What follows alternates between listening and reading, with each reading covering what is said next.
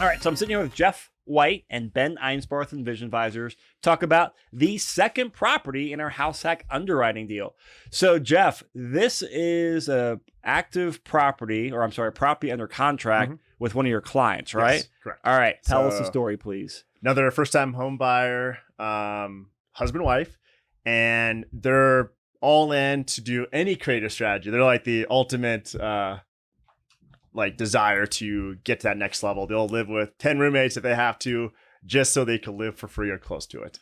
And basically husband, wife, and they'll live anywhere, and they just want to be in a place where it could give them multiple options. So this house popped up in Aurora, 6-bed, 2-bath, split level, 3-bed, 1-bath upstairs, 3-bed, 1-bath downstairs. And the downstairs has a separate kitchen, separate entrance, separate laundry. And even better, Aurora Housing Authority lets you do Section 8 in the basement. So that is something that they're going to seriously consider. So we went under contract. So So this is very similar to the house we actually have walked on that Bigger Pocket Show House Hackers a while ago, the one you bought in Denver, where you're doing room by room up top and Section 8 downstairs. We'll link to that. If you guys want anything, send us an email, we'll send you a link. But that's a great video to watch. It's a very similar property for a visual walkthrough. And that's actually what inspired them. Like, hey, let's try Section 8 on the bottom. Did they watch that video? They watched that video. And that's what they saw that video and said, oh, that's awesome. I love that video. So there wasn't any convincing, because when you say Section 8, I think people typically are not, that's something they're not wanting to do. Yeah, they have, unfortunately, the stereotypes of Section 8 of people think it's just bad. Yeah. Or, whatever, not the right fit for them because any government program isn't going to work out. But no, they had a positive, they don't have that perspective. So because they watch that. I'm glad you're turning that perspective around. Yeah. So you went under contract. Yep. And this one, also a first-time homebuyer program, another grant one. And I asked for $11,000 seller credit, and they accepted it because of this current marketplace. Was it seller credit for inspection items or just seller credit? Seller credit because you can negotiate because you could? Before we even, and then we just went through inspection, and I got another $7,000 repairs that'll be fixed before closing. Oh, wow. So on top of the credit, it's definitely... Isn't that weird to ask for seller credits and actually get it without having to go through or making high water? Or that, and then they actually can make decisions with, in a couple days instead of making offers in 5 seconds. Yeah. Looking at a property. So there's some of the pros in the current market. All right. So you guys are under contract. Nothing major on the inspection. Just common, some deferred maintenance and small maintenance stuff. All right. So here are the numbers here. Is this around for Aurora House Hack? Yep. Okay. Yep. Oh yeah. Sorry, we're in Aurora now. Yeah. All right. So about under contract at 480. Yep. 480. All right.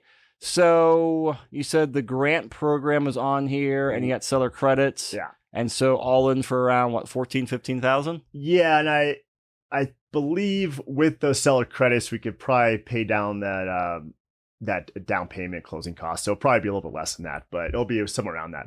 Okay, so $5,000 to $10,000 all in. Okay, so they'll just say 10 grand for all in. 10 grand. Yep. Okay, so mortgage interest rate 6.8%. I mean, so this is recent. This is what we're getting right now. It might be a tenth of a point higher. So okay, so we can have higher. So this is basically Halloween. Yeah.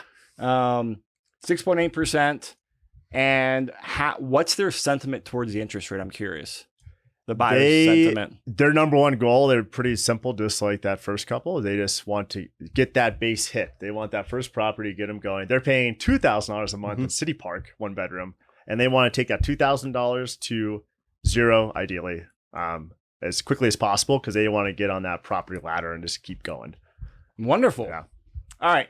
So we have $38.24 in rent here while they're living there. Yeah. Break that down for us. Yeah. So Section 8 right now goes off HUD fair market rents, which we'll save that for another podcast because it's pretty interesting how you can look all this up. But basically 3 bedrooms, 1 bath, they go off bedroom counts. So 3 beds are for $2,449 per month in Adams, Denver, Jefferson County, basically, in Arapahoe.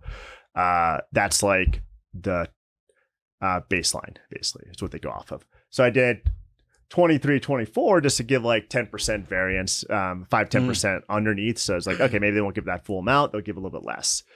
And then that's the basement, rented out Section 8 tenant. Pretty straightforward there. And then the 2 rooms upstairs, because they're going to take 1 room upstairs and rent out 2 more at $750 each. So $1,500 plus $2,324, and that's $3,824 gross rents living there. Perfect. So about $3,800 a month in rent, standard underwriting. Obviously, they're going to self-manage.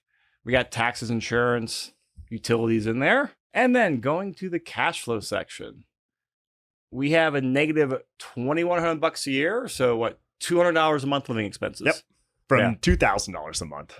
So they're saving $1,800 a month that they no longer have to pay in rent that they're going to use to build equity and start their portfolio.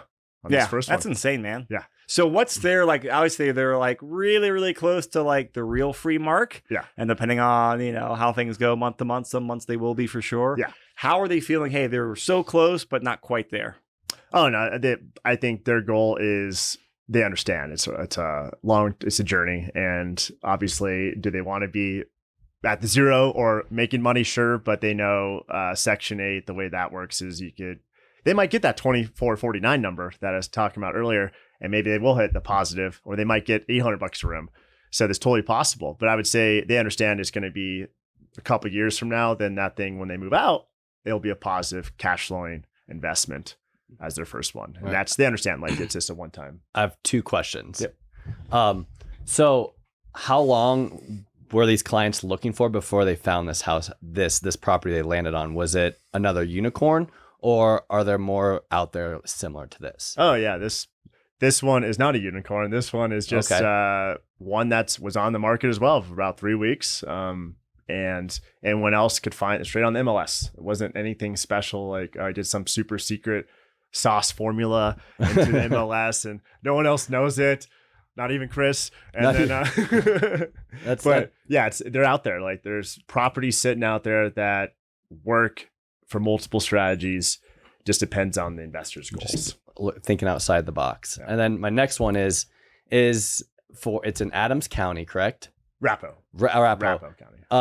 For having the multiple of house hack rent by the room and Section 8, is there any issue exceeding the maximum occupancy limit for a single family home? No, there's no issue with the unrelated parties over there. With that's about unrelated parties. Even how does Section 8 take into account for that? Does that change it at all? No, they're more health and safeties. They don't look at. They're more just kind of verifying, like you have smoke detectors, CO2 detectors, testing the burners and your windows open and close and doors. Actually have hinges and stuff like that. They're not looking at unrelated parties. Well, okay. Yeah. Awesome. Yep. So I think it's an important thing, going back to the rent and the cash flow. Like we've had some people like, oh, I can't get to this, exact market $0, and people don't want to do it then. I mean, hats off to this couple. They have context. They're 90% there. 10% difference. It doesn't make a damn difference in the long run. I mean, they're still saving a bunch of money every month. Yes.